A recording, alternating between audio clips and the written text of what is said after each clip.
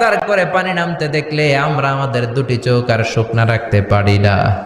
বিশ্বনবী মায়ের আদর পায় নাই, কিন্তু মায়ের কবরের সামনে দাঁড়িয়ে ছোট্ট বাচ্চার মতো কেঁদেছে। মা বাবা আপনার সবচেয়ে বড় পীর, মা বাবা আপনার সবচেয়ে বড় দামি জিনিস।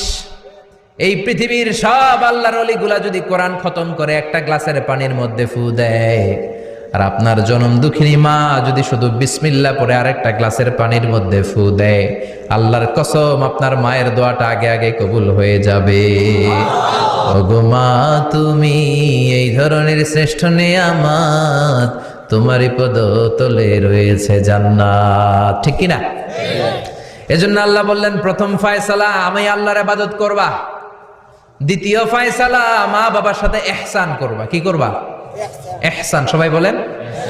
এগুলো কোরআনে বর্ণিত টার্মিনোলজি, মানে পরিভাষা, এগুলো মুখস্থ করবেন। দুনিয়াতে কত পরিভাষা মুখস্থ করছেন, কত জ্যামিতির সূত্র মুখস্থ করেছেন, কত ইংরেজি ভাব সম্প্রসারণ মুখস্থ করেছেন, কিন্তু কোরআনের কথাগুলো মানুষ শুনতে চায় না।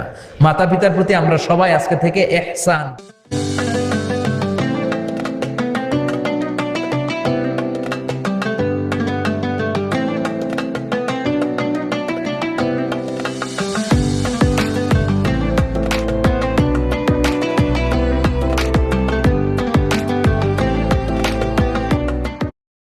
আমরা সবাই আজকে থেকে ইহসান করব। কি করব?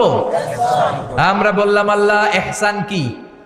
ইহসানের ব্যাখ্যা দেন। আল্লাহ নিজেই কোরআনে ইহসানের ব্যাখ্যা দিলেন, ইম্মা ইয়াবলুগান্না ইনদাকাল কিবারা আহাদুহুমা আও কিলাহুমা ফালা তাকুল লাহুমা উফ। ইহসানের ব্যাখ্যা হলো, আল্লাহ বললেন ইহসানের ব্যাখ্যা কি, শোনো শোনো। ইহসানের 5টা ব্যাখ্যা আল্লাহ দিলেন। প্রথম ব্যাখ্যা হলো, মা বাবা যখন বার্ধক্যে উপনীত হয়, মা বাবার বয়স যখন 60 হয় 70 হয়, তখন তাদের কোনো কর্মকাণ্ডের কারণে ছেলে মেয়ে হিসেবে নাক ছিটকানো যাবে না, শব্দটাও করা যাবে না। কার কথা? মা বাবা আমাদের অনেকেরই বয়স হয়ে গেছে 60-70, আছে না নাই? বিছানায় পড়া, তাদের কোনো কাজে, তাদের কোনো আচরণে নাক ছিটকানো যাবে না। জোরে বলেন।